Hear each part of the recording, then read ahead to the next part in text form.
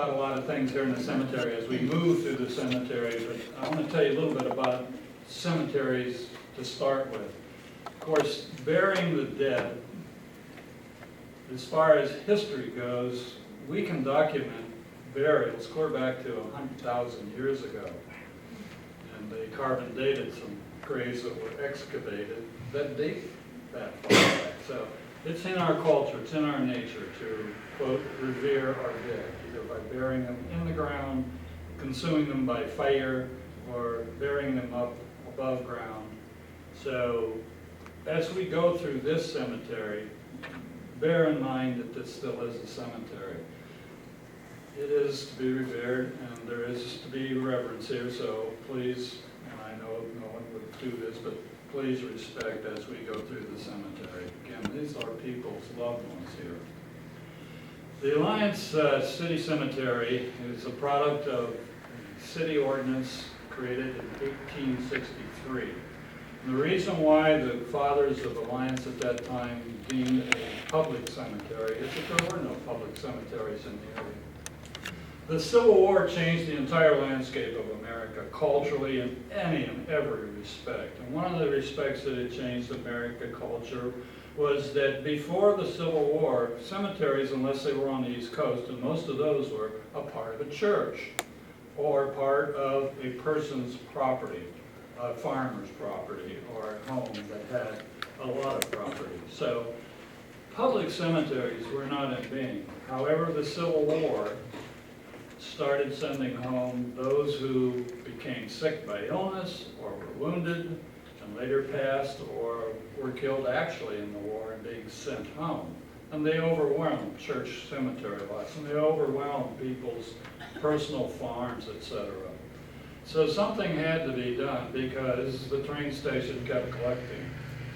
So the city fathers enacted an ordinance which created a city cemetery. And the first part of the cemetery is out on front on Vine Street, and I'll tell you where that is. But anyway, 1865 was the first year for an interment here at the cemetery. From 1865 to this date, the property has grown to 52 acres. 30,000 people are interred here today. Another 30,000 can be interred here today. So there's a lot of room, don't worry. We're not going to run out of space. What's also important about a cemetery, and I was taught this when I've always been a student of history, even in high school. But when I graduated from the FBI Academy, they sent me to New Orleans, Louisiana. An old senior agent that I was assigned to told me about, John, any community that you're going to be transferred to, if you want to understand that community, go to the cemetery closest to the downtown and start looking at all the names on the headstone, especially the bigger headstones, and then work your way up. And that'll kind of give you a good perspective. And then start looking at the names of buildings and look at the names of streets. So I just carried that with me all through my career and all through my days here in Alliance. And it's all true today. Look at some of the names on the buildings. Look at some of the street names are all through here. You're going to see those names on headstones here in the cemetery. So the cemetery in and of itself is city-owned. It is managed by one gentleman, Mitch Kirby. And believe me, if there was a color for a cemetery, he'd be bleeding that cemetery color. He really takes care of this. He wanted me to extend his apologies for how the cemetery looks today. It's not completely remowed yet.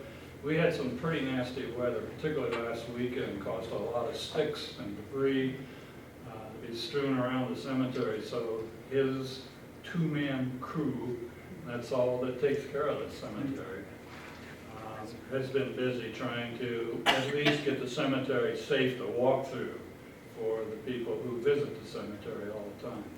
So what we're going to do is start a walking tour, and we're going to just walk right up the first street here to the public mausoleum. The public mausoleum was built in 1908. And that became a reality because the culture at that time that started to become popular to be encrypted in a mausoleum. So the city fathers decided, well, we will make a public mausoleum. There are also 10 private mausoleums here. And what I've done is I've opened up 2 of them. One, the Morgan Mausoleum, so I can show you the beautiful architecture in that place. And I opened up another museum, mausoleum, where there is no family left. And the mausoleum is slowly delaminating and becoming a problem to the city because that's a cost factor. And there are also 10 sarcophagi in the cemetery. Now, I'll tell you the difference between the two. Of course, a mausoleum, that comes from the King Mausoleus, who was a Persian king way back in like 800 BC. And upon his death, his bride, Artemisia, she was so distraught at his death that she built this huge, huge temple and placed his body and crypt, and that became one of the 7 wonders of the world. You know, the Greeks picked that up as a mausoleum for their leaders and their loved people, and that's what we have today, a mausoleum in tombs above ground. In that case, well, what's the difference between a sarcophagus? Because I see them out here as well. Sarcophagus basically is a enclosed, permanently structured, okay, as opposed to a mausoleum where you can pull in and pull out a body, okay. We have 10 sarcophagi in the cemetery. Sarcophagi comes from 2 Greek words, sacro, flesh, and phagus, eater. So, not a real inducing Greek word. That's where sarcophagus comes from. So with that little history, and you're welcome to ask me questions anytime throughout the tour. So let's start walking. Head this way, facing east. Those graves' head would be facing. Right, well, yeah. But also you have graves where the headstone is on the feet.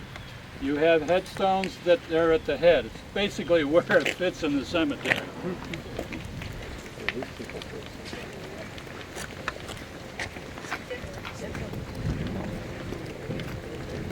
And Lenny? Hey, Lenny? I think I found Harrison Keller. Did you ask me about some time back? Yes. I'll show it to you. Okay.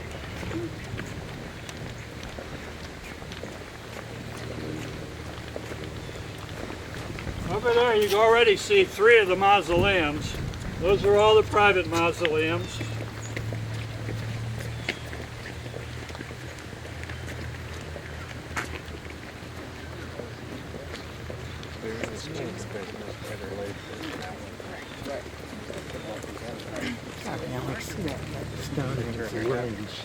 Where's she buried? There's no space. Start looking at a lot of these headstones, they're going to see foreign names, particularly Eastern European names. After the Civil War, Alliance's sons pretty much were decimated, either by illness or by the war itself. We had industry that was moving here because of the crossing of the railroads, the ease of access, plus the water that we had around here. So that labor force was fulfilled with immigrants from all over Europe. And you'll see the result of those immigrants by their headstones, and usually they're in their native languages. Okay, John, like, see those 2 tombstones? Where would the body be? There's no room to put the body behind the tombstone. Right here. But how about these? And that way, you're going all the way down. How about those? I am standing literally on their grave. So this person's buried behind the Right, tomb. right. Okay. Then he's buried behind it. Okay. I want you to also notice an anomaly today. This is a Zimmerman headstone. The Zimmerman family had a huge floral factory here, and he was a florist of note. But I want to show you the iconology on headstones, in particular this one. All these headstones, a lot of them have iconology, which basically represents the life of the person that's interred there. Okay? So there's special meaning when you start looking at cemetery headstones. Just don't look at a headstone, say the name. You got to start looking at if there's iconology or if there's some kind of carvings on them. Now, that's a lost art today. There are no more cemetery artists who basically chisel these things out. My father-in-law happened to have been one. He worked for Graham Wagner for buku years. So he did a lot of this in the cemetery. But as far as creating artwork on a headstone, that's all done today by lasers. Literally, you just go to one of the monument suppliers and they get a little sheet out and you kind of figure out what you want. And they will go through tons and tons and tons of CDs and they'll find some kind of artwork that's going to accommodate you. By the way, this one has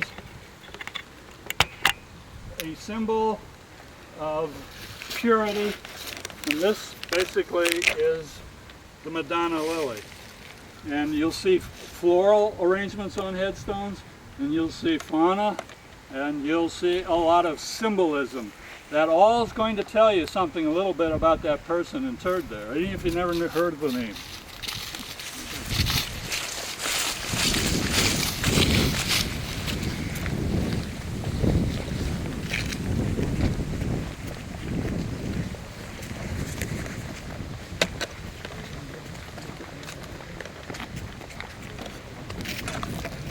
Most of these headstones are made of granite. Granite, being igneous rock, does not deteriorate. Some headstones are made way back then of sandstone. Well, sandstone basically is an organic material, and it delaminates over time to the point where a lot of the older headstones that are sandstone can't read them anymore, okay? You also have some marble headstones here in the cemetery, but just have the same problem with marble. Again, it's not igneous, it is organic. And organic rock over time, water and weather, will slowly delaminate.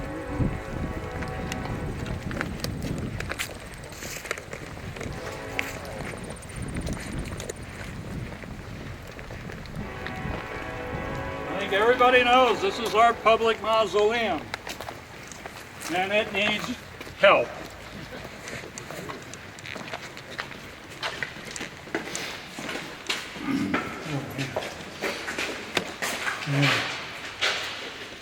Y'all come on in.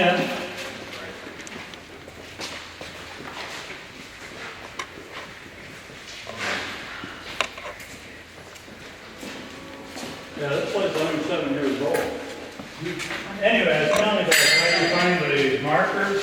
Okay, long time ago, if you were in section X, you were 147, you check the records, go to section X, find 147 by looking for this buried in the ground right next to the headstone.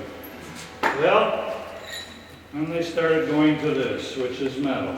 Unfortunately, the new ones were like that. Cemetery thieves started stealing them all because that's aluminum and you can get so many cents per pound. So cemetery managers now are going to have a real problem with how to create markers that are not going to be stolen. This holds 420 crypts, okay? It's not full. And every now and then we get an interment into the mausoleum. By the way, somebody asked me, why do you call it parks, recreation, and cemeteries? Well, this isn't the only cemetery the Parks Department manages. We also manage the Williamsport Cemetery out on River Street, one of the oldest cemeteries in the area. Plus, we do, believe it or not, still inter people in the Alliance Jewish Cemetery, which is farther on out on River Street. And you almost get every other year an interment there, and we do that. I'm going to take you down here, first of all, Anybody has a weak or jittery stomach, you stay back there. But I want to show you a couple of things. First of all, there's what a crypt looks like. I have to open this one up. This one here is where you basically just push the casket inside, because it in fact meets state law as far as being a vault in and of itself. Is it less expensive to be here than outside? It is if you bought one of these, okay. There's a little bit of a cost anymore to dig a grave because there's labor costs involved, etc. The price of the grave itself. The grave has to be properly covered up, and that's pretty easy. But what happens then, settling. So we have to come back after 6 months, okay, and re-level the lot and usually plant grass. This is an indigent crypt. And local funeral home directors, if they have a body, no one claims, family doesn't want a person, whatever, and they're not going to pay for anything, the funeral directors will cremate it. But then we, the cemetery, will store the remains or the remains. So that's why I left that one open. Let's look at some of the names on here just for. Do they put the names on the cremains on the? Yeah, they're written on there. They're on the top. Alfred Johnson. Pardon me? Alfred Johnson. Yeah. How many are familiar with Spring and Holsworth store down? Okay. Well, here's John and his wife. Okay. They're interred in this crypt. If you know a lot of Alliance history and you start looking at the names on these walls, you'll just see a lot of people that you recognize if you understand Alliance's history. By the way, because a cemetery being a depository of the dead, it is also a repository for the history of those people. And my particular interest has always been those people who came before us who were basically contributors to the growth and welfare of the community. To understand history today, to understand who you are, you better know the history of your community, okay? So, cemetery, to tour a cemetery isn't just a voyeur act. It's something to really take a look at if you really want to know your own history, if you're from there. Yeah, those were fire chiefs. Yes, the ones you do not see are empty crypts. So, let's turn around and go on out.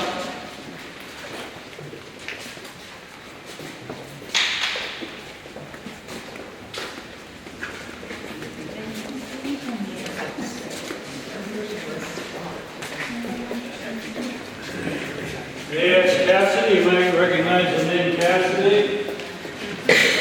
He is an immigrant that came here before the Civil War. And that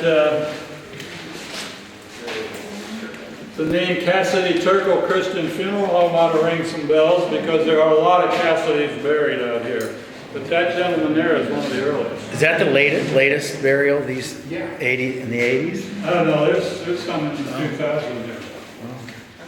And what you have here, this is Lafayette Wonders. Lafayette Wonders at the turn of the 19th into the 20th century was a nationally known photographer. And he had his studio here in Alliance. He took a lot of pictures. Don Schaefer's got some of his pictures. He probably doesn't realize it. Yeah. I'm related. I'm sorry? I'm a relative. Oh. Angela. She come from the Boohecker line. Oh, so, oh, the Bohicker side? Yes. Okay, yes. I See, didn't there know you go. I didn't know they were in here. There's your history. Yes. That was worth your $10 donation, just to know that.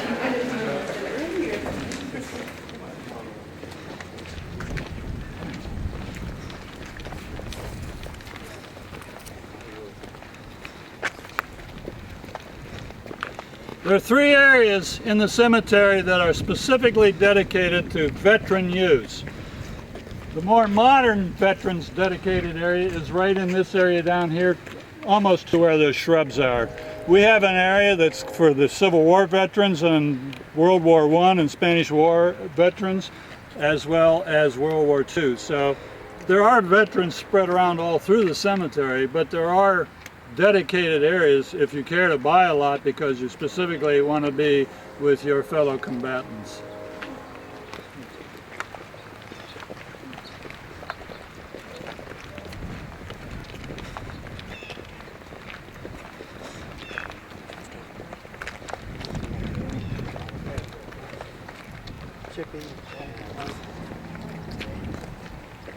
I always like to show Dr. King's headstone. Here again you can start seeing symbology. You got a cross, so he's telling you that he's a Christian, right? These are laurel leaves. Ivy leaves. And ivy leaves basically is, as far as the ancients were concerned, a healing product, a healing herb. So you see a lot of doctors that have ivy leaves on their headstones. Again, they're trying to tell you something from the grave, so to speak. Across the way here, if you remember Dr. Carl Bracey from Mount Union College. All right. Interesting, Mount Union College is a Methodist school. We have a Methodist cemetery here in Alliance, but yet here we are with Dr. Bracey. And again, you can see he's got right in the middle the lamp of learning and a cross over it. Who did Dr. King was that? Bob? George King. Who was he, Chris's dad? Oh no, he goes way back to 1800.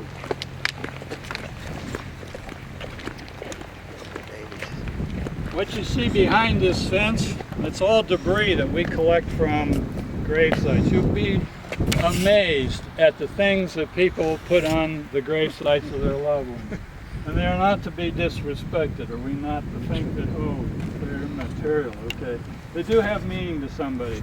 We have to do a cemetery sweep twice a year. We have to sweep it after the winter to clean off grave blankets, other kinds of flowers that were left there that have died.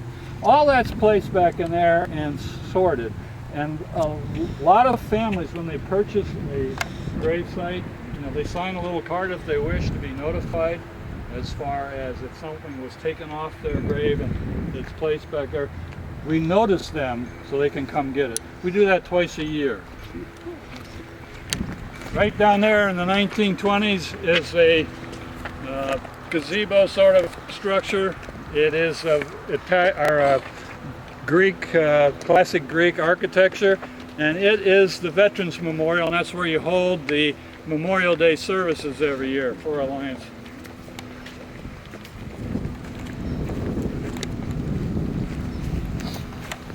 In 1916, at the train station, the night janitor found the body of a little boy stuffed in the toilet with the placenta still attached.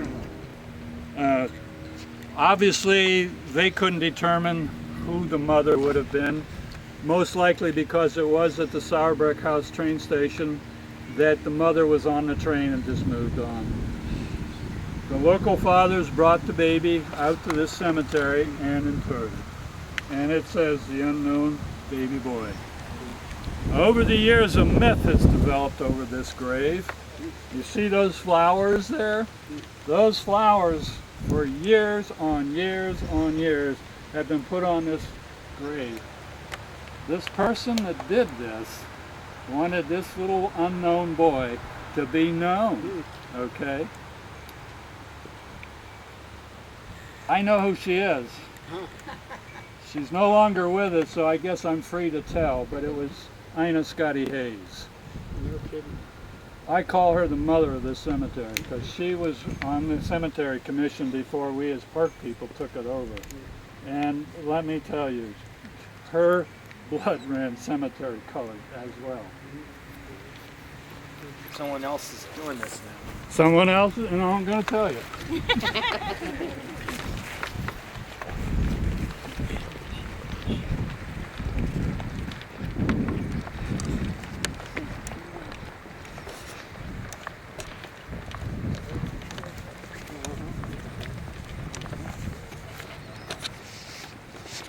Now, Gary, you asked me, how do we know for sure where that vault is?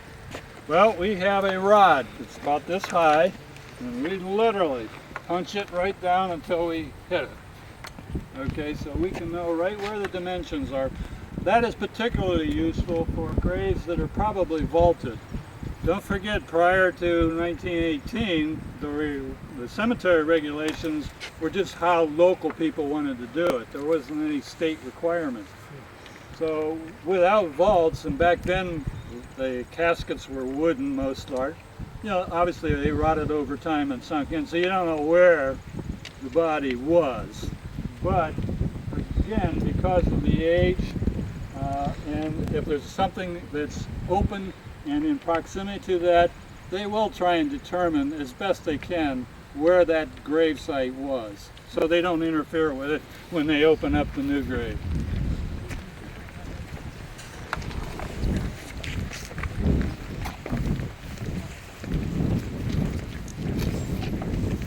You see a lot of this. There's this little marker again, you can see right there. See this lamb? Traditionally, in any cemetery you go to, you're going to find children that are buried there, particularly before 1918 or 1919 when penicillin was discovered. You had just flu, typhoid fever, polio. Children just died right and left.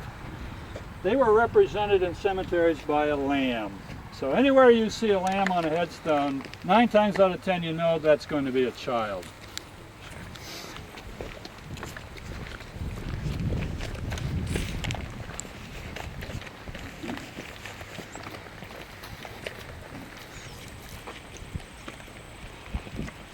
Do I have any Masons here? No, you're not allowed to answer this one, Don. Okay, this is the George Reeves Mausoleum. It's classic Greek architecture, classical Greek architecture. Sans one thing, the columns are not fluted. Usually Greek columns are fluted with a Doric capital on the top. The Reeves owned a company that had plants here in Alliance in Dover. In fact, the Dover plant's still in business. And also in Girard, Ohio. The Reeves brothers manufactured cement drums, those steel drums that you mix cement in. They had other drum type products and oil drums that held big oil.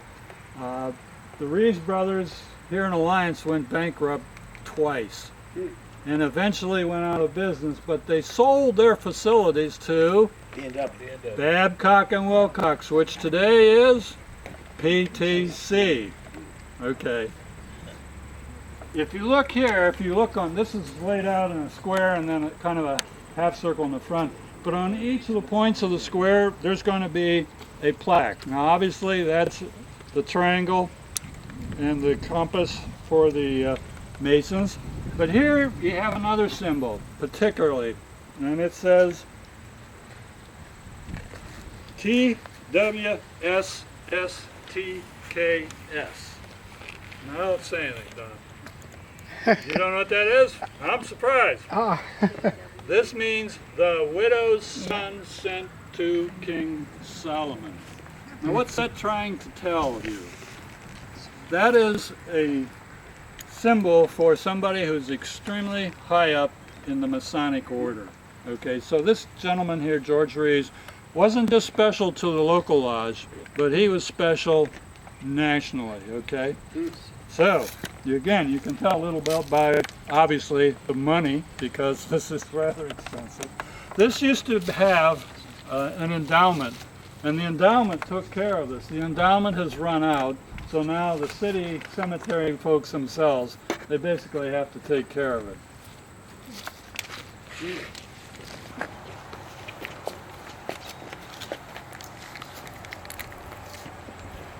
What we have here is a political representation. It's a memorial. Nobody's interred here. This is a memorial that William McKinley brought here when he was campaigning for the presidency. Okay? Actually, he should have quit when he was here.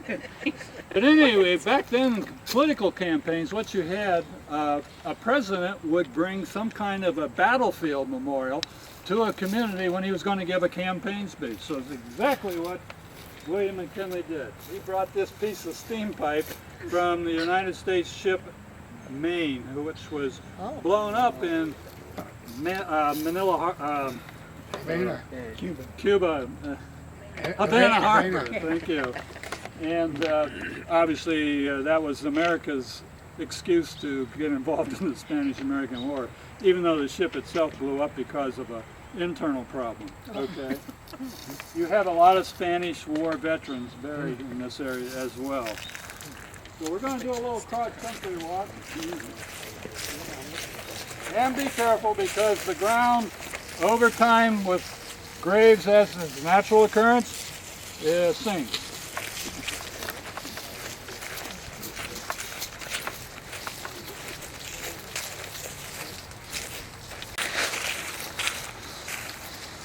So take a look at this one, and if you can read that, be my guest to interpret.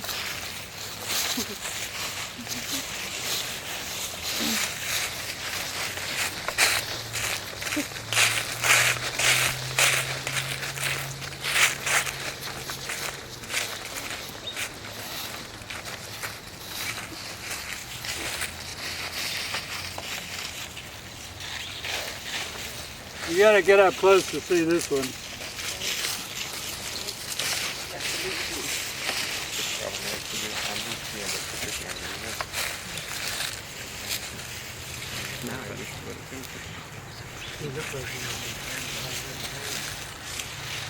You see him lying in the grave, in the casket right there? This little boy. This was kind of popular in the early 20th century, as putting a picture on a headstone. You see that quite a bit in cemeteries, and the reason for that was back then transportation isn't like it is today. If somebody passed away here in Alliance, and let's say their relative is in Chicago, Illinois, well, you're going to take the train to get here. It's going to take a little while. But even before that, when it was still the horse and buggy days, if somebody passed away in Alliance and their relative was in East Liverpool, it'd take them a couple days to get there. So obviously back then they did the service in somebody's house and usually packed it with ice. Well, that was very cumbersome. So when you died, unless you were really notable and they kept you on ice, and that's where that phrase comes from, they took a picture of you and basically you, and then when the relatives did arrive, well, here's the picture of the sir. Here he is in the casket, etc. So we have an example of that here in the cemetery. And again, it should come through. I want to talk about notables now in our history that really contributed to Alliance, particularly the institutions we have today. This is the grave of Dr. John Trussell.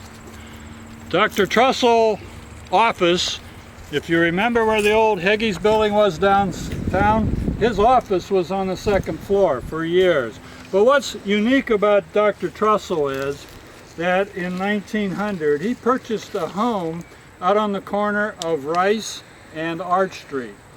And he started the first Alliance City Hospital. He is the father of our Alliance City Hospital today. Okay. By the way, you saw stories in the paper about we are affiliating with Altman. Now, Altman is purchasing us, but we're still going to remain Alliance Community Hospital, bricks and mortar, full tertiary hospital here. Period. So I hope that ends that conversation. If we go over here, this is the brother of George Reeves, and this is his family. And what we have here is a representation of how the Greeks did it way back then. This is called an esedra. An esedra is basically some kind of marker with a bench. And back in the days of classical Greek, when somebody passed away, particularly somebody of note in a family, you went out along the road leading into the polis where you lived, and you buried that person. But in order to really memorialize that person and visit with that person, because they really believe in talking to the afterlife, that they would put a bench by that grave, and usually it was just a pile of rocks because then the body would disintegrate. But you would have an esedra where the family would go out and gather and sit and contemplate or whatever. So that's represented here, and we have 2 of these in the Alliance City Cemetery. The Reeves esedra happens to be one.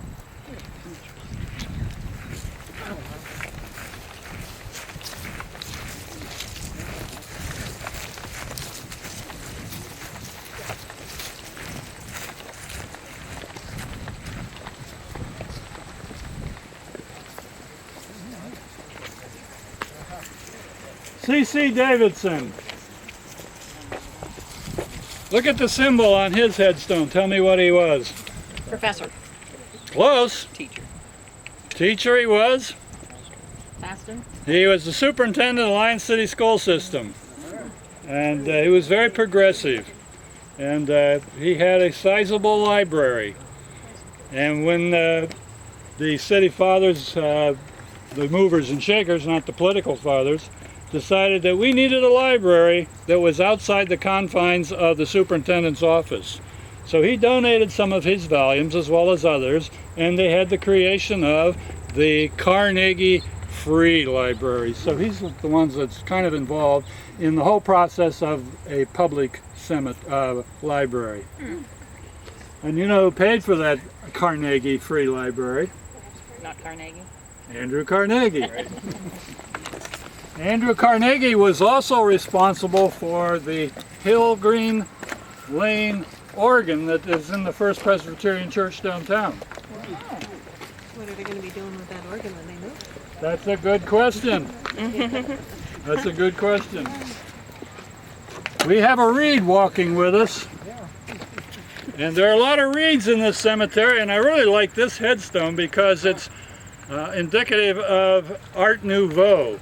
Is that a relative? No. Okay. Not that I know of. Okay.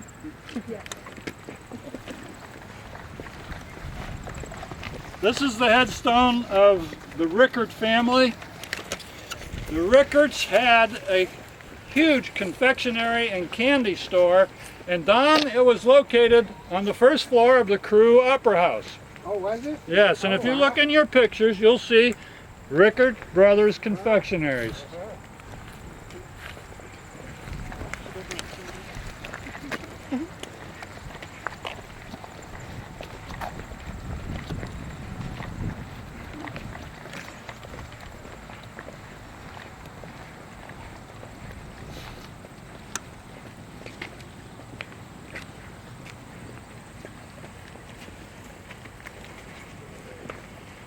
This is the headstone for John Hare. John Hare built the first restaurant, livery stable, boarding house, whatever you want to call it, in Mount Union.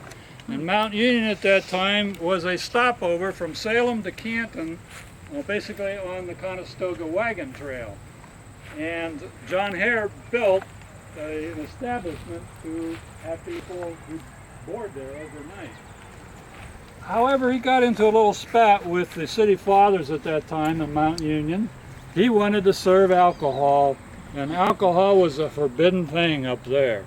So he was really forced out, and his boarding house and restaurant and stables were sold to the Kahn family. And the house that stood there for many, many years was the Kahn house. And a lot of the old timers in this community still remember the Kahn house before it was torn down for the Ohio gas station that replaced it, which has now been replaced by Walgreens. Now we're going to go right in here.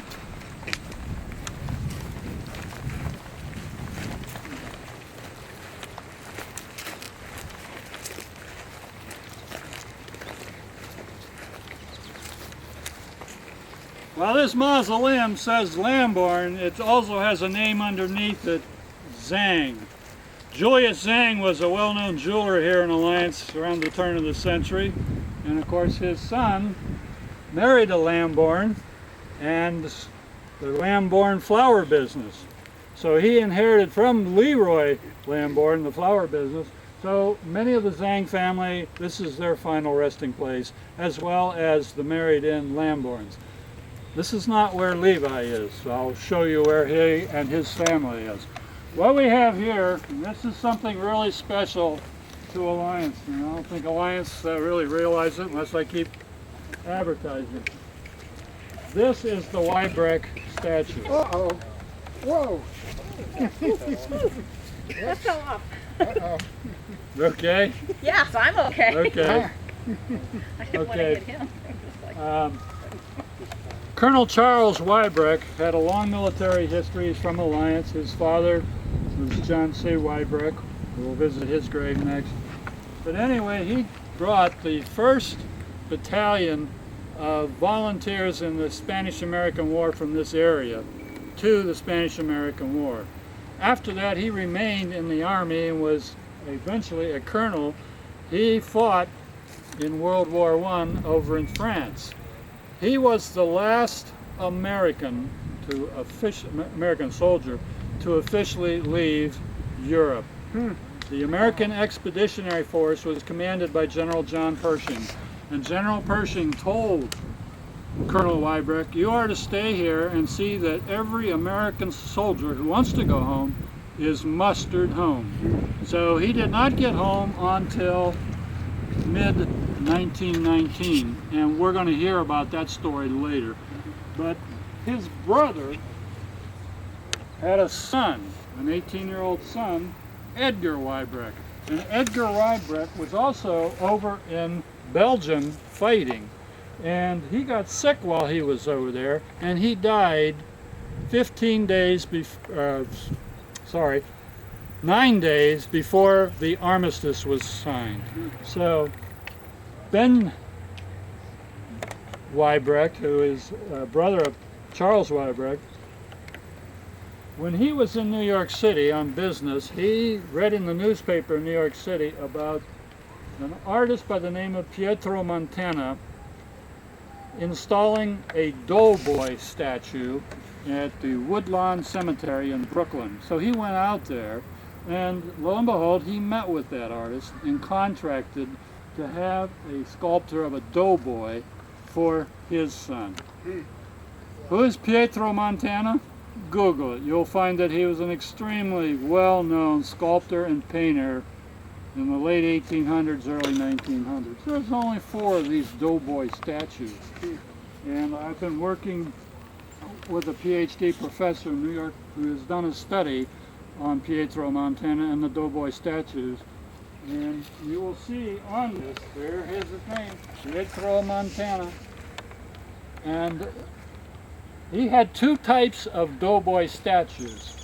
This statue, his helmet is on the ground, and he is carrying the rifle in the left hand, and he's giving you the go forward fist. You see that tree right there, and you see that conglomeration right there about a quarter of the way up the trunk where the tree bifurcates? There's a huge limb, the size of those limbs that went up. During a storm, a limb came down and hit the original statue dead center. He had a helmet, and he was holding his rifle like this in a forward charge stand. And that tree compacted the entire statue down into the base. So when we sent this off to Pittsburgh, they contacted the Roman Bronze Works, who really did the first statue, and they said, we still have the cast moldings, and since this is a replacement and not a new casting, we will allow that to be replaced. And that's it. So this is still an authentic Pietro Montana doughboy. And Professor Searle tells me that this is probably worth in the area of $500,000. So it's something that Alliance ought to hold on to. Enos Brocius was a well-known grocer in the turn of the century, and one of the developers basically of downtown as far as the mercantile business. Alliance had the railroads. They crossed here. Unfortunately for the Pittsburgh, Fort Wayne, Chicago Railroad, this was a water stop. So they had to stop here and refill their engine with water, okay, because the trains ran on steam. So people were here for about 3 or 4 hours before they got moving again. So they would start walking up Main Street. So that developed a mercantile trade because people started to sell things, right? So we had stores galore developed from one end of Main Street to the other, basically because of the railroad, okay? And then we have the Cleveland-Pittsburgh Railroad going almost north-south. Same kind of thing, okay? Although they really didn't have to stop here to water, not in this place. But after a while, people figured out Alliance is a real big mercantile center, believe it or not, our little community. So we had some great businessmen, merchants, who really helped grow Alliance at the time that it needed to grow. John, what's at the top of his marker? That F? That's L&T. That's a secret society, you know, like the Odd Fellows. I believe that's faith, no, fellowship, loyalty, and trust. And what across the street here we have is Alva Lane. And Alva Lane and Alfred Hilgren were organ builders, competitors of Rob. You weren't around then, right? And those two had a major organ manufacturing business here in Alliance. In fact, again, the first Presbyterian church downtown, that beautiful Hilgren Lane organ that's down there, was built by them. Kind of a shame as history or as time marches on. I don't know what's going to happen with that building.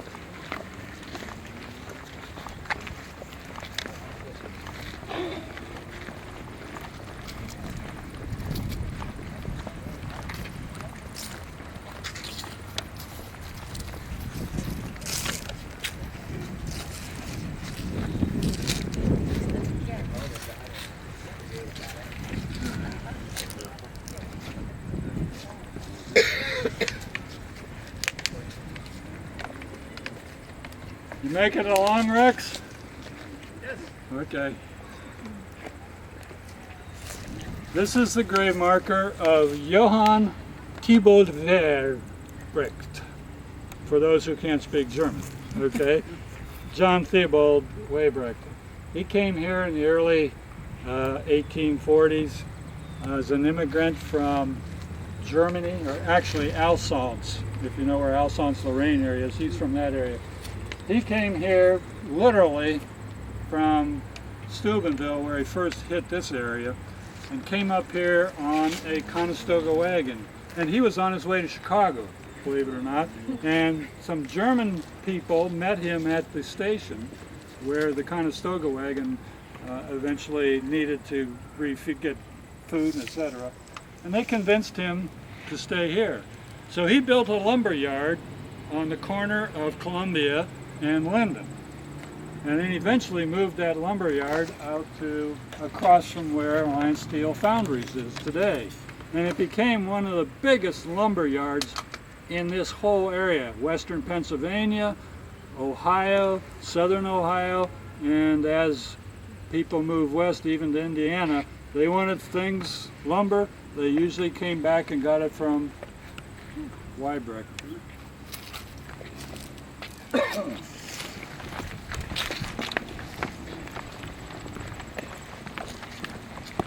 A lot of these headstones and the names you see on them, like Klinger or Belvedere's or whatever, Webb's, now I know their personal histories because I've researched it, but just so many of them here, I could take a whole day and still not cover it for you. So I'm trying to highlight it for you. And here's one of the highlights. This is the grave of Henry Laughlin, and he was one of the real estate guys here in Alliance that developed a lot of the real estate that we know now, from Market Street all the way south to Milner, and from Union Avenue all the way west to Arch. They called it the 990 lots. Harvey Laughlin also had a distinction. He was an attorney, and he was our first mayor of Alliance in 1854. He became our third mayor. Then he became our fifth mayor. Guy couldn't get out of politics, I guess. You see a lot of Gaskill names. You'll see Gaskill Street. There's a lot of Gaskills in this cemetery because the Gaskills and the Webbs were early developers of the little community called Liberty, which was one of the three communities that eventually became the City of Alliance in 1854.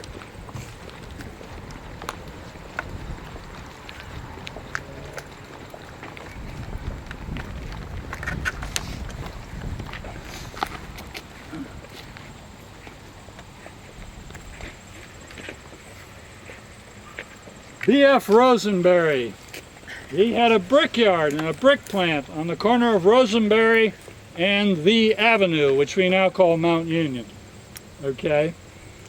People seem to think in their minds that the Morgans, when they built the Glamorgan Castle, created those lakes. That is not true. Those lakes were dug in the 1850s, 60s, and 70s by B.F. Rosenberry because that's where he got the yellow clay that was needed to make the bricks. Interestingly, there were two brick makers here in town. They both contributed to making bricks that went into the old Opera House. And where's Don Schaefer? Is he still with us? And Don, what happened to that? Well, unfortunately, it suddenly collapsed Yes. one Wednesday back in 1884, I think it was, John. 1884, and guess who across the street was a little 10-year-old girl and watched that Opera House collapse? Mabel Hartzell. Now, a lot of people seem to think that Silver Park is named after all the silver maple trees that exist out there. Well, I got news for you. There isn't a single maple tree out there one. Silver Park was named after Charles O. Silver, and Charles Silver was, if you know who Kevin Knowles is today, our city auditor, Charles Silver was our city auditor for 25 years. And he never ran for re-election after a while because it was just a so natural thing to re-elect him. Well, he didn't campaign this one year, and lo and behold, he got defeated. So in 1925 that happened. So he went to work for the state as a state auditor, and he had a heart attack while he was auditing a bank up in Cleveland, and of course this is where he rests today. But the interesting thing is when he was the auditor, the sheriff of Stark County put the Lawrence farm up for auction. If you know where the Lawrence farm was, that's Silver Park today. That's part of it. The other part is where the new Mount Union Cemetery is. By putting that up for auction, the park board at that time, Mr. Thompson, went to Charles Silver and said, can I have $500 because I want to buy this piece of property because I think we need to create a park on the south side of the city. Because they had the north park, they had the west park, and they had the east park, but they didn't have a park on the south. So, with that $500 that Silver donated, they secured what we know now as Silver Park, okay? And because of when he died, and it was still named South Park back then, they renamed it Charles O. Silver Park. So it's not named after maple trees. You see this little headstone here? Look like a tree. You can buy those back then from Sears and Roebuck.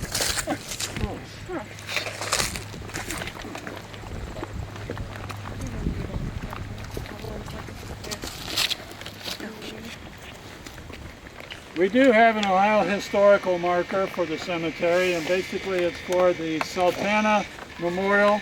And the Sultana Memorial is really the guy right there, Don Schaefer, who can speak better to it because he's the one of the gentlemen that got it here.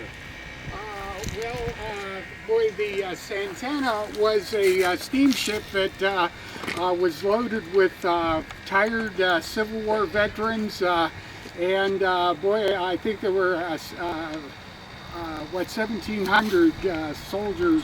2,000 plus that were loaded onto a ship or a paddle wheeler going up the Mississippi, bringing home northern war veterans that were imprisoned in the South. And the paddle wheeler was really to only accommodate 400 people. And what happened, because it was overloaded and the paddles worked so hard, and they had to really keep the boiler high fired to get the paddles to even move, it blew up. It cast all these soldiers into the Mississippi River, one of the widest points, 2.2 miles wide.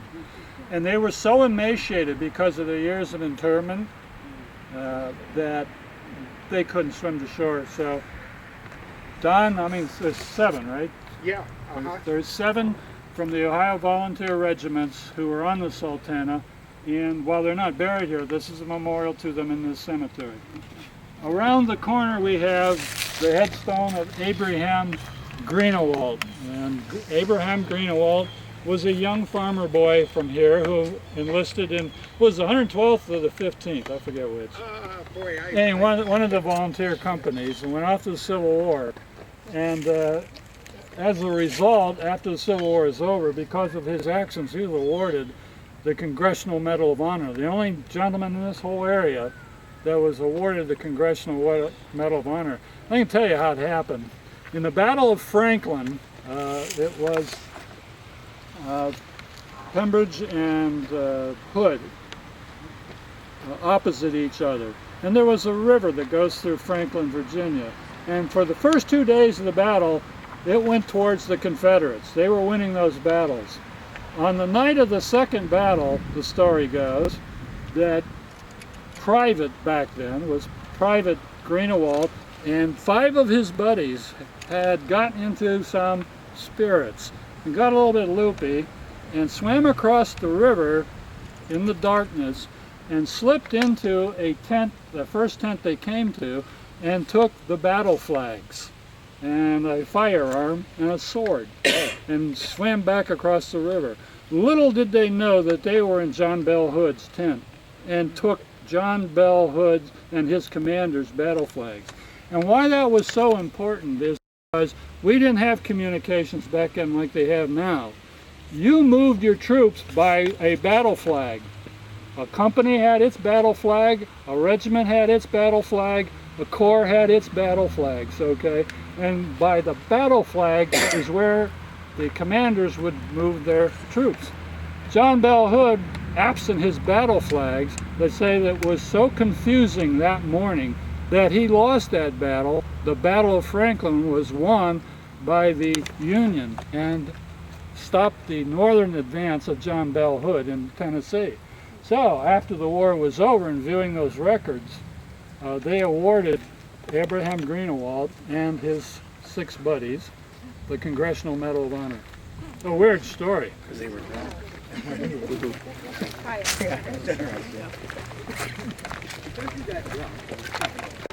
What we have here is, in fact, a sarcophagus, right? It's a sealed above ground unit.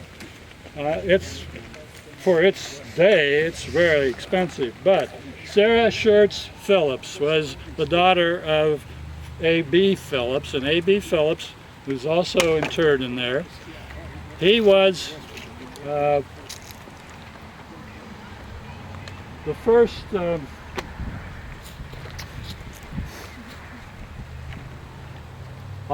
Arlington Hotel. Couldn't think of the hotel. We had several hotels here in Alliance. Union Hotel, the Arlington Hotel, the Lexington Hotel, the Kepler Hotel, the Stark Hotel, the Chase House. He had, at that time, the biggest hotel in the community. So the Schurz family and the Phillips family were pretty well endowed. And again, you can tell by the cost of that monument back then that they did have some wealth.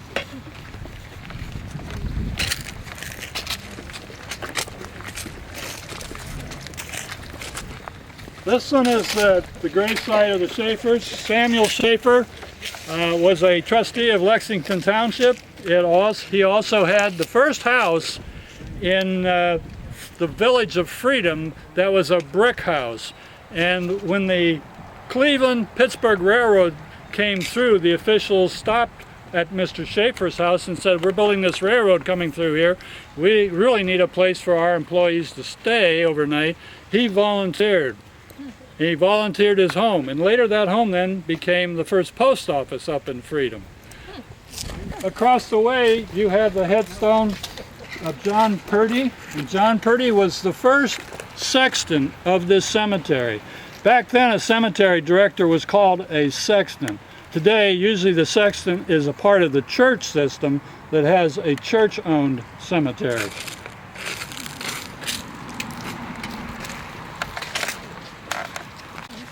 Obviously, John Schimpf had some wealth back then. He was part of the railroad. In fact, he was the ticket agent and the station agent for the Pittsburgh, Fort Wayne, Chicago Railroad. And by being a station agent, you basically ran the whole program in this area between the stops, usually as soon as you came into Ohio until you got to Fort Wayne. So obviously there was some money involved in being a railroader back then. Again, you see symbolism up there. You see two. You see the links of chain together. Well, that's the Independent Order of Odd Fellows. And also he was a Mason.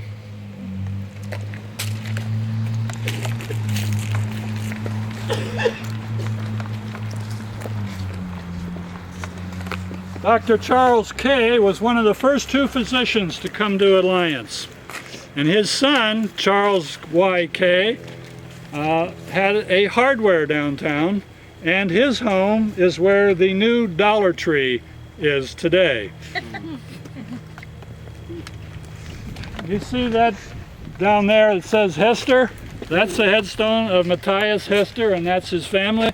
Matthias Hester came here in 1832 and created what we know as Freedom, the Village of Freedom, which one is the three villages. Interestingly enough, people think that, well, Hester lived there. He didn't, even though there was a house there called the Hester House.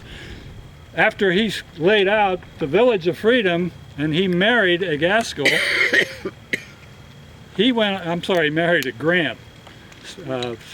He and his wife moved to Mount Union. Anybody know the story that goes around about how Mount Union got its name? Mount Union was laid out by a gentleman by the name of Ellis Johnson. And when he laid out Mount Union, it was just a small corner, East State Street and what we know as Mount Union. People on the stagecoach would come through there, and that became then a stopping point. And of course, business started to grow. And there were 4 people who basically ran the businesses there. And they got together one day because they were known as Jobtown on the Conestoga wagon stop, after Job Johnson, Ellis Johnson's brother, who had the farm where Mount Union College is today. Well, they didn't like Jobtown. I don't like it either. So they got together and they said, you know what, everybody down in Freedom and in Liberty, they keep referring to us as the Mount. Because back then, if they wanted a Sunday journey, they would get together and they would take their wagons and go up to the Mount.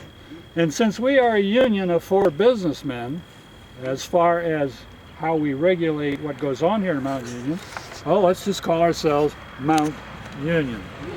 So the story goes. John, that Hester stone, is that like made up, was that redone?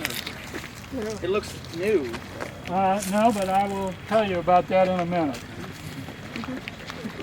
You're getting ahead of me, Gary. This is the Josephs. Okay, and the Josephs had the American Terracotta and Stoneware Company, a huge company here in Alliance in the mid-1800s. And a lot of these old stone buildings where you see the sandstone bases or for the cellars, etc., or a lot of the buildings that are still around that do have some sandstone rise, the Alliance Stoneware and Terracotta cut those stones.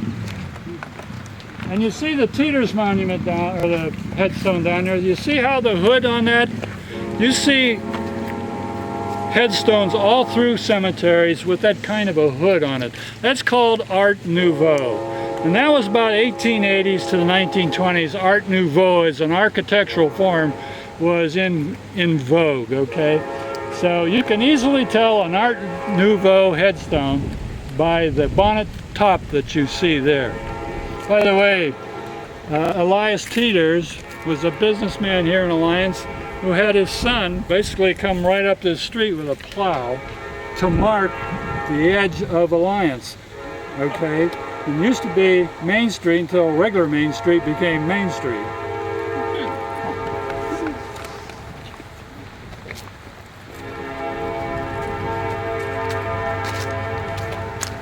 This is the oldest part of the cemetery, the first part.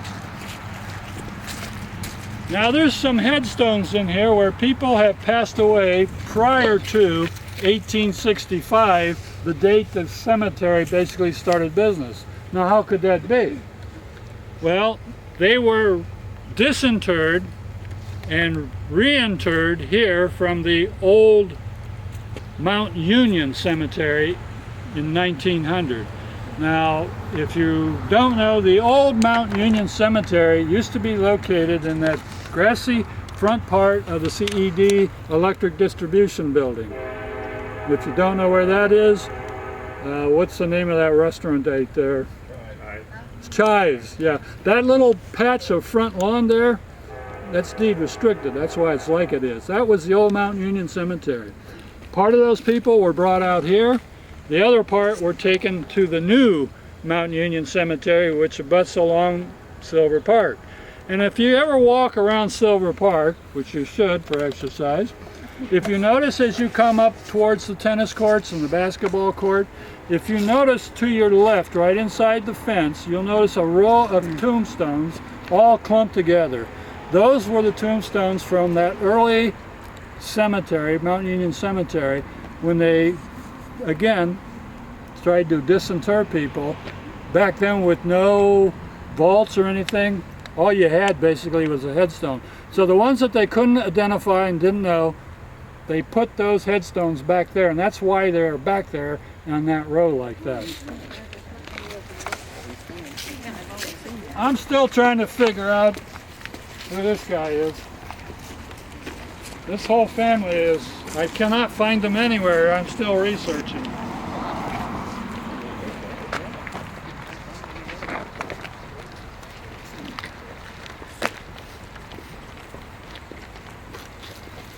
Okay, Gary, come up here. My inquisitive friend, pound on that. Should be brass.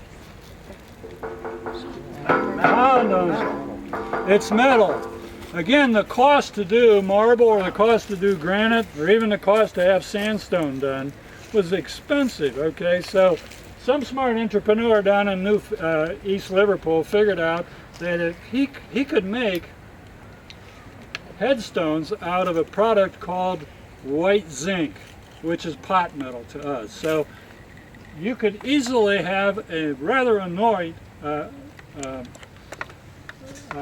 fancy headstone made for relatively less cost than having a carver carve all this stuff out.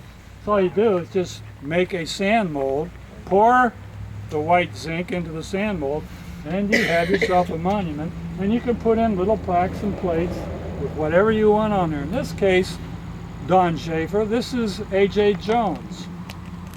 This is his grave. If you know, A.J. Jones was the attorney on the second floor of the Crew House. Oh, is that right? Right. Who helped the Royal Insurance Company in a ladder take down the insurance sign when it fell in. Those stones wear really good though. Oh yeah, well it's pot metal.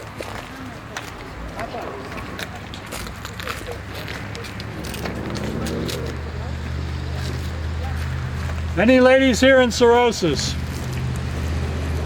Cirrhosis is one of the oldest sororities here in town. 1894. One of the three founders is Anna Collier, one of the founders of your cirrhosis club.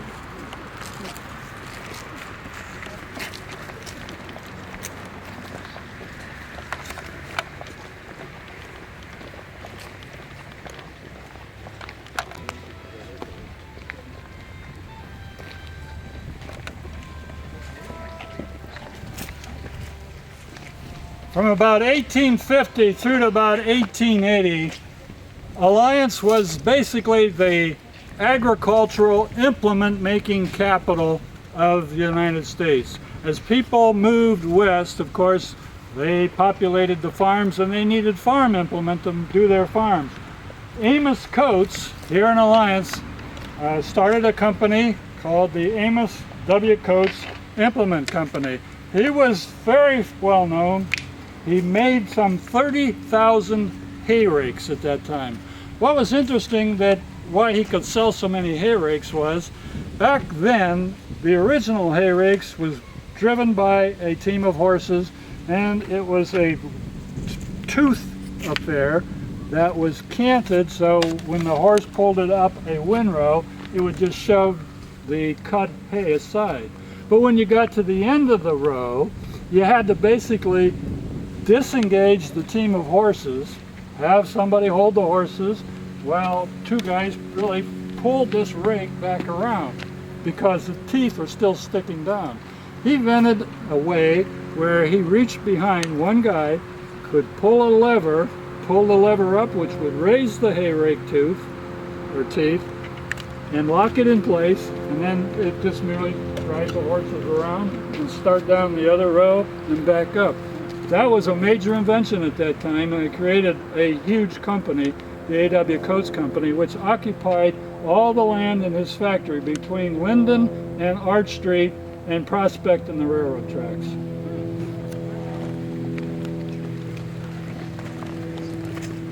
This is the gravesite of B.F. Mercer. B.F. Mercer found a way to lift water via a little pump from 30 feet down in the ground. And the Mercer pump, made in Alliance, Ohio, was known worldwide until later technology came along. And he was the inventor of it. And he had a rather sizable company here, the Mercer Pump Company. Employed a lot of people as well.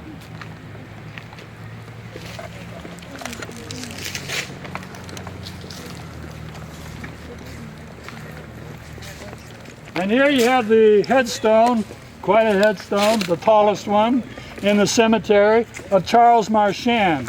And Charles Marchand knew Thomas Rees Morgan when they were both in Pittsburgh. And Thomas Rees Morgan enticed Charles Marchand to come here to Alliance and invest in a company that made steam hammers. And that was called Marsh and Morgan Company. Well, Charles Marchand passed away in 1881, and a gentleman by the name of Silas Williams became Thomas Rees Morgan's partner. And of course, Silas Williams later then sold his interest to the Morgan family, and he joined up with a gentleman by the name of Oliver Frank Transu to create Transu Williams.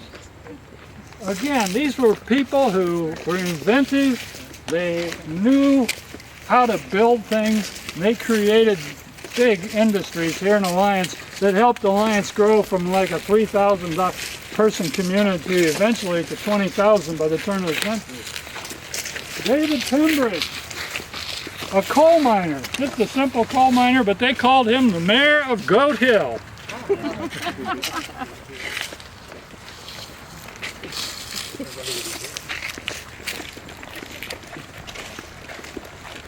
C.G. Stanley, big-time grocer downtown, a wholesale grocer that sold groceries to all the little establishments that lined Main Street. His sister, Mary, was a spinster, and she was an employee of one of the companies downtown for 50-some years. And everybody knew Miss Stanley. Everybody.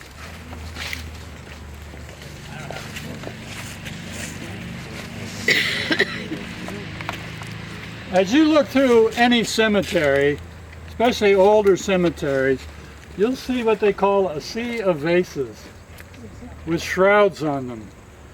Again, back at the turn of the 19th century, people still were involved in classic literature and classic architecture and the classic ways of the Greeks and Romans. To the ancients, a vessel carried the essence of life: water, olive oil, and wine. And those were considered the essence of life to the ancients.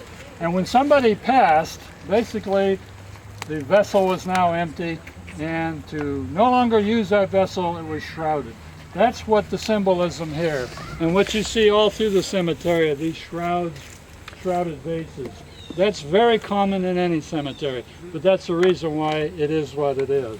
And here we have the headstone of Willis Ramsey. Willis Ramsey was a local boy here in Alliance. His father had a boarding house. Willis Ramsey started as an 18-year-old kid with a Morgan Engineering Company. He basically rose to be its vice president of finance and secretary and treasurer of the company. And he was also an officer of the First National Bank. What's really interesting about Willis Ramsey, in addition to the lovely home that he had up on Mount Union, which is now where the new fraternities are, the old Ramsey house. I don't know if any of you remember that because it was torn down here in the 80s. A shame, a beautiful Jacobean style home. Anyway, Willis Ramsey's created an employee park for the Morgan Engineering employees. That park today is still in existence, but better known as the Alliance Country Club. Levi Lamborn, who hybridized the dianthus plant, which we know as the carnation, right? But this is his family, this is his plot. And you notice all his children have the alliterated first and middle name as well as the last name. Every one of them is LLL. What we have over here is Frank Orr, and he had the ore block downtown. And when I mean by block, back then, a block didn't mean a whole block as we know it. A block meant a building that was more than 2 stories high, okay? Anyway, Frank Orr had a tin shop where he sold ceiling tin, he sold tin products for the kitchen. Back in 1882, he was located where the BMW building is today, right across from City Hall. And the main street wasn't like you know it today. It was very steep. It's been cut down. Back then it was extremely steep coming up from the railroad bed. And what they did when they cut the street, they literally cut it into the side of the street. So when you walked into some of these buildings, you walked into what was the basement, then you had to go up steps to the first floor and up steps to the second floor. The first floor might go right out the back, okay? And on the other side of State Street towards the railroad tracks, you literally walked into the top floor and you had to walk down to the succeeding stores underneath. Frank Orr in the ore block, back in 1882, he had a big tub of gasoline in the back of the store. They didn't know what to do with gasoline back then other than feed their gas lamps, okay, because whale oil was extremely expensive. So when they discovered gasoline as one of the byproducts of basically of refining crude oil, they just stuffed it in a big barrel and sold it to people, and they lit their lamps with it. They didn't know how volatile it was. And here's some little kid in the back playing with the spigot in the barrel of the gasoline and opened it. And this gasoline starts running out the floor and down the floorway till it hit, and this is wintertime, till it hit the heater. And the building literally blew up. And all 3 floors imploded. And it killed 8 people. The explosion was so vicious. Across the street at the Opera House, the windows were blown out. There were windows blown out on several of the buildings on each of its sides. In fact, some of those window shards are in the Mabel Hartzell house today, if you get a chance to go through it. Okay, that was the most catastrophic event that has happened in Alliance downtown, bar none, even to this day. We go around the corner here.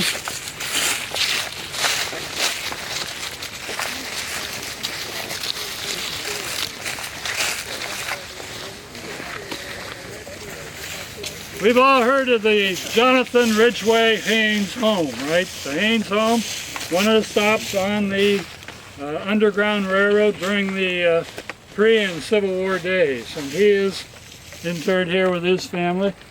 That tree, when he was put here and the headstone was put here, obviously wasn't here. It's one of the problems when people put things in the cemetery that really shouldn't. Somebody literally planted a tree as a memorial to Matthew Ridgway Haynes. Well, look where it grew today.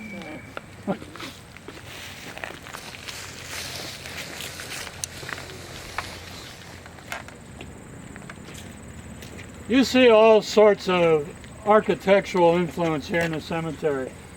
You see a lot of obelisks, which is an Egyptian influence, very popular in the 1860s, 70s, 80s. You see Art Deco, very sincere, simple lines. You see Art Nouveau with the bonnet type, okay? You see a headstone, which is basically what they call 4 points or points of the compass post, which is right here. The 4 points being north, south, east, and west.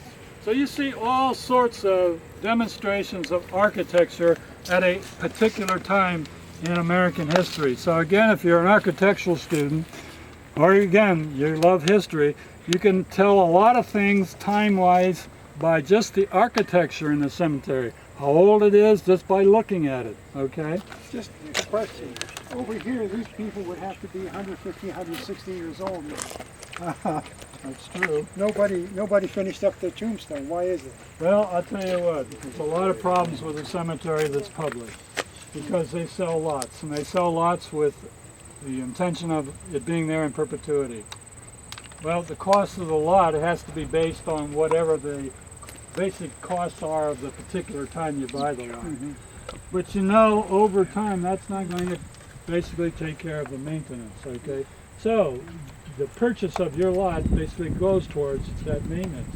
But at some point, you have to, if your sales starts to slow down, and in this case, because Alliance has been shrinking, sales have really slowed down. The city fathers and your tax money basically have to go into subsidizing the continuation of the maintenance of the cemetery. Also, a lot of people run out of money when they get a headstone project going, okay? You know, people want paid. You don't pay, you don't get it completed. There are some uncompleted headstones in here. John, do you Yeah. know who this family was? The Ballous, again, they were merchants downtown at a little later period. Thomas Ballou, he was again, there were a lot of grocery stores. There were also houses of ill repute. We were blessed with those. Plus, we had a lot of saloons, 22 saloons between Mount Union and the railroad station at one time.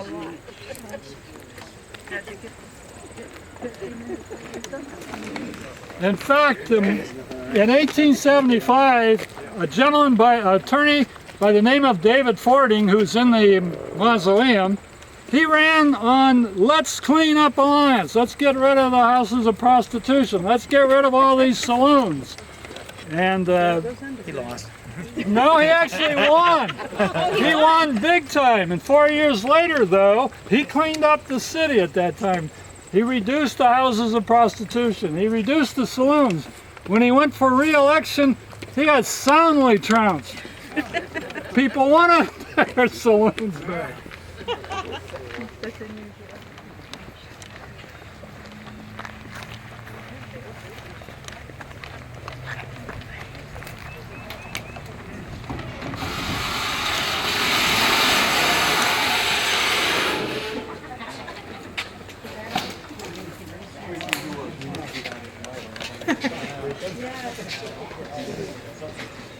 This is a special treat for you people because of this tour. We don't let people in here. Again, this is the resting place of the Morgan family, so please be respectful. But the way I've opened it up is because you see up above me, the stained glass has been bricked over. way up above, you'll see again it's been bricked over. On the sides it's been bricked over.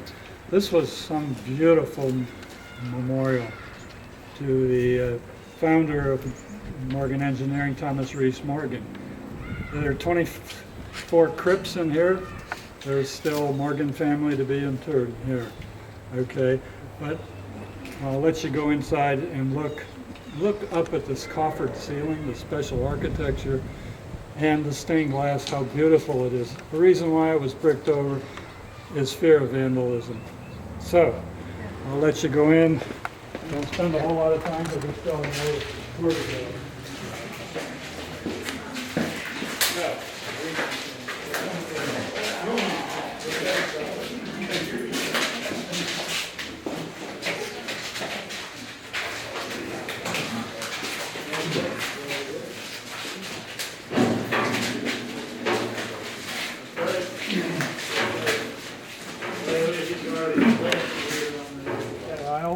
As far as the architecture, and you can tell by basically the arches and the dome, that's typical of a Romanesque style.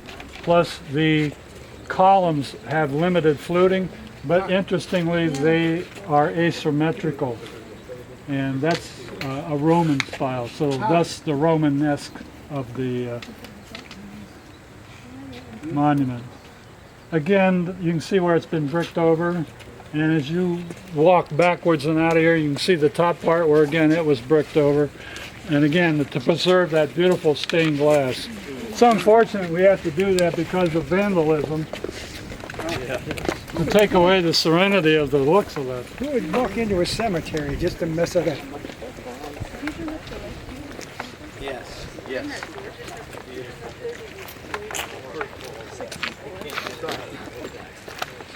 Okay, before I get you to my other treat for you guys, I want to give you the sad story of the cemetery. And I'm going to show it to you right up here with this mausoleum.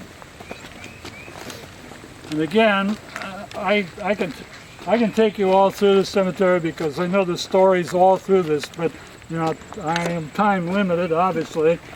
But I want to get the message to you, what I think you need to know. But again, there you can see on that headstone, see the shrouded vessel?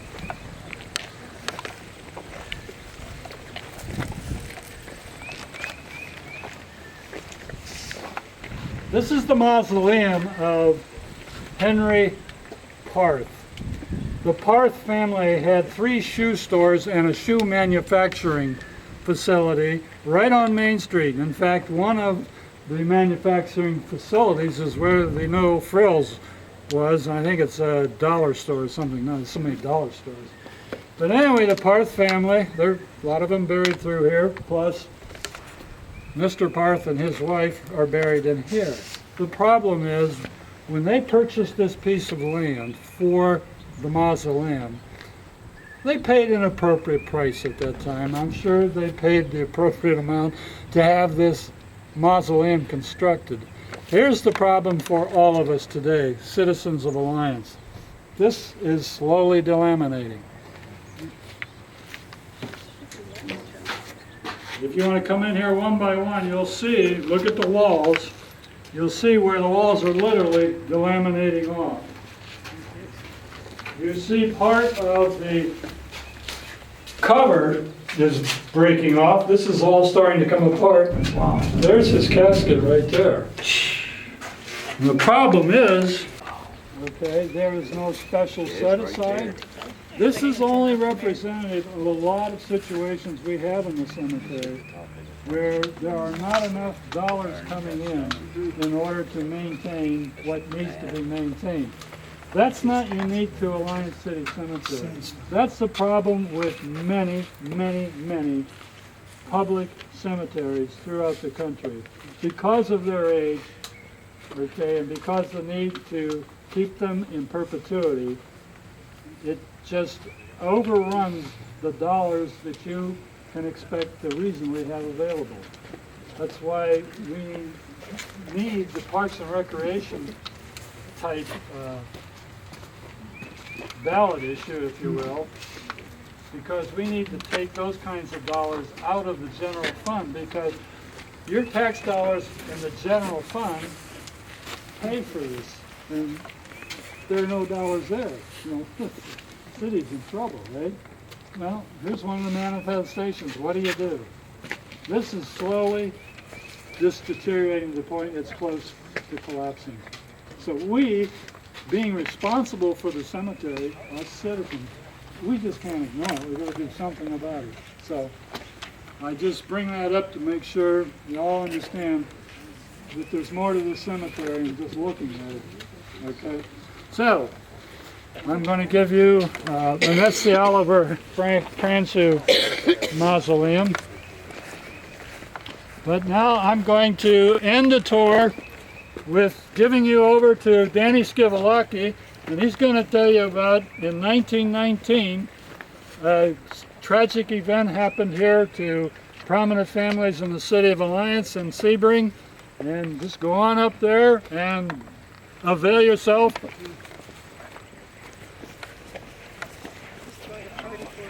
And who asked about the hearse? Mark, did you ask about the hearse?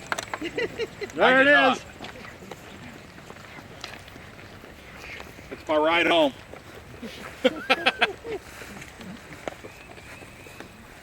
Everybody gather around here by the table if you can. Oh, I know. Yeah. John, I hope you're not serious about your last tour. That was excellent. Man. Fun, I'm 79 years old. That's hard to chew. We ready, John? Yeah, I'd like to introduce Danny Skivalaki. I don't think anybody's unfamiliar with Danny. His knowledge of Alliance history is part 1, part 2, and part 3. And if you don't get an opportunity to visit that one, it's coming up, right? Part 3? Part 3. You're missing a lot of history. And Danny is also very versed on the great olive poisoning of 1919, and that's what he'd like to impart to you all today. Yes, well, thank you, John. And welcome to the final resting place of the Scher family. I wanted to give you a little history of the background of the Schers. Philip Scher, our founder of our funeral home, was Alliance's first businessman. He established the Scher undertaking along with the Scher cabinet shop in roughly 1837 and built his first building of operation on October 1st of 1841. That's the hard date we're using, and we just finished our 175th year of operation. Philip Scher is buried here at Alliance City Cemetery, but clear up in the front section, the oldest part of the cemetery. And these are the graves of his descendants. His oldest son is entombed here in this mausoleum here to the left. It's marked Scher on it, very simple lettering. But that mausoleum is got the bodies of his eldest son, John, and his wife, Mary Louise. John was mostly noted for his rising to the level of general during the Civil War. As far as we know, he's the only general buried here in the Alliance City Cemetery. General Scher, of course, took over the business from his father, and he passed it along to his eldest son, which is buried right here where this large Latin Celtic cross is, and his name was Roscoe, and the General Scher's children are all buried right through here. All these graves are his children and their families, but most notoriety of his family and descendants is General Scher had a set of twins. Roscoe was his oldest son, and that's who took over the business, but Roscoe had a twin, and it was a woman, and it was Annette Scher. Roscoe grew up to take over the funeral business. Annette grew up and married Colonel William Morgan. William Henry Morgan. And that's sort of why the funeral home is across the street from the castle today. They were in-laws. But most familiar to the story of the Scher family and embedded in Alliance history is the tragedy of 1919, which is depicted here by this beautiful marker. The story involves around the welcoming home of Colonel Charles Weibrecht, and I think you saw his grave a few sections over.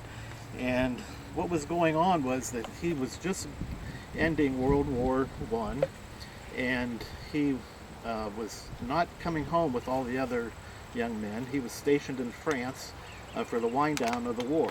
So it wasn't until the summer of 1919 that he was coming home, and so it allowed a lot of people to get sort of ready for him for his arrival. And a big party was planned for him by Helen Sebring, the Sebring family, and she was married to Willard Garris. And Mr. and Mrs. Garris belonged to the Lakeside Country Club over at Myers Lake. And they had already been members of the country club, and there was a dinner dance planned on Saturday here in 1919 in August. And they thought, well, there's already a big dinner planned here. Why don't we turn this into a nice welcome home party for the Colonel? And so they set the tone for the invitations, and the invitations went out, and they invited mostly all of the Alliance well-known families. John and Catherine Scher were one of them. Mr. and Mrs. Morgan were another. Many, many people that are listed here in this brochure that you're welcome to take with you when you leave here today. So as the party entailed, Mrs. Garris wanted to make her table over at the country club just a little more special than all the other dining tables at the country club. So on her way en route, she was coming through Alliance, and she stopped at the Barth grocery store, which we believe now is the grocery store at Main Street and Lincoln, and which is still there today. And she picked up a variety of things to make her table special. Olives, some nuts, and some candies. And took those with her and set out at the table. And it was a beautiful, beautiful dinner dance welcoming home our hero. And of course, the next day, as history will tell us, everybody started getting sick. So can you imagine, I'm sure all of you have been invited to parties in your life, and a special party to celebrate a welcome home turns into tragedy by the host killing the honoree. A very, very sad story. In total, 7 people died from at that party, from that event. 5 people that were invited, also the chef of the country club and the server of the table. And the only couple that died was John and Catherine Scher. The others were just one of a couple. Their death left their only child, Anne, as an orphan. And this beautiful marker was more than likely erected by John and Catherine's mothers, because it depicts this beautiful statue of what is referred to as the Weeping Woman. And the Weeping Woman was developed sometime just a few years prior, in 1917, I believe, somewhere in that area, depicting a woman in grief, a mother in grief for the loss of a child. And their one daughter, Anne, we didn't know too much about her, other than she was orphaned, until about 2 weeks ago, and I received an email from Anne's daughter. And she told me that I didn't have a conversation with her verbally, but through an email. And I had the impression that her mother, Anne, the daughter of John and Catherine, was still living. I've got to contact her back, because that would put her pretty close to 100 years old. But if she's not living, the grandchildren are still living, and they're very much interested in some of the history, and especially as we approach almost the 100th anniversary of this tragedy in August of 1919. So with that, we want to thank you on behalf of the Alliance Historical Society for your interest in Alliance history, and especially at the Alliance City Cemetery.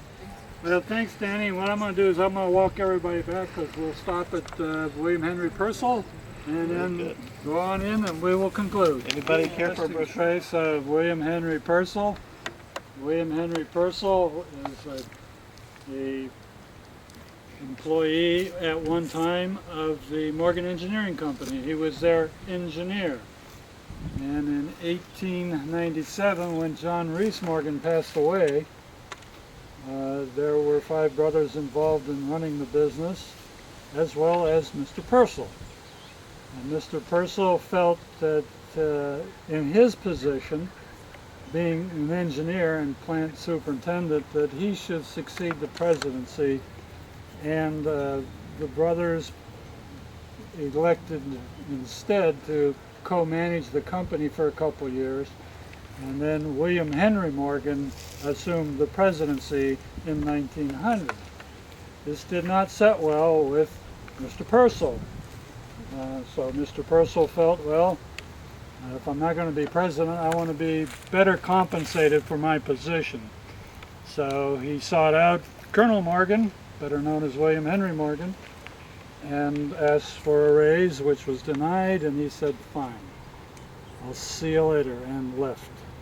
Well, he went right up the street and started a company called Alliance Solid Steel Company, which later became Alliance Manufacturing Company or Machine Company. And he amassed a lot of wealth building, guess what? Overhead traveling cranes as well. He had 3 daughters, okay? He had Ruth, he had Dorothy, and on the other side, over in that grave area, Hazel. They all married rather influential people here. You may remember the Hennerton name, and you may remember Owen Lewis's son, Merrick Lewis, who eventually became president of the Alliance Machine Company. Okay, and the Purcell House later became the Rodman House, later became the Methodist Children's Home, later became a fraternity for Mount Union on Union Avenue, and if you notice the house with the sand volleyball court in front, that's the original Purcell house. Okay, so I'm going to go around the corner, and that's the grave of Charles Rodman. I'll tell you that story, and then we're on our way home.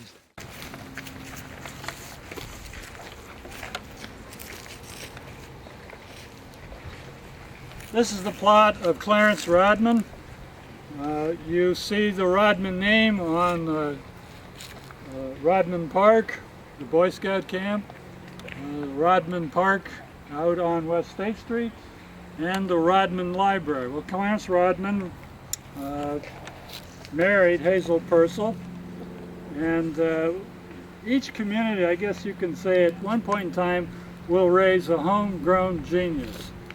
We're talking about a homegrown genius right here. Look at his honorary letters on his headstone. Okay, he owned several companies here in Alliance, employed a lot of people. Buckeye Jack Company, Standard Bolt Company, Alliance Ware Company. Again, he was an industrialist who was very, very entrepreneurial and invested in a lot of other companies in the area, gave and contributed a lot of philanthropic money, and is probably best well known for his son, who just passed away. I think that's his headstone right there. Okay, yeah. So the Rodman family still exists today, very influential family, but Clarence Rodman and the Rodman name in this community because he did a lot of things for this community. Again, I want to kind of dismiss you with this. Thank you from the Alliance Historical Society for coming today. I really only went through a portion, a small portion of what I really need to impart. I do have all this on slides, and I do slideshows for various groups if I'm asked. But quite frankly, I think this is my last Alliance cemetery run. I'm 79 years old, and this is just getting too much for me. But anyway, thank you again for coming. And you can just walk around the cemetery at will, looking at the architecture, the headstone, the iconology, try and figure out what's what. Or we can just go on our merry way, but thank you for taking your time Sunday afternoon. Appreciate it very much. Thank you, John.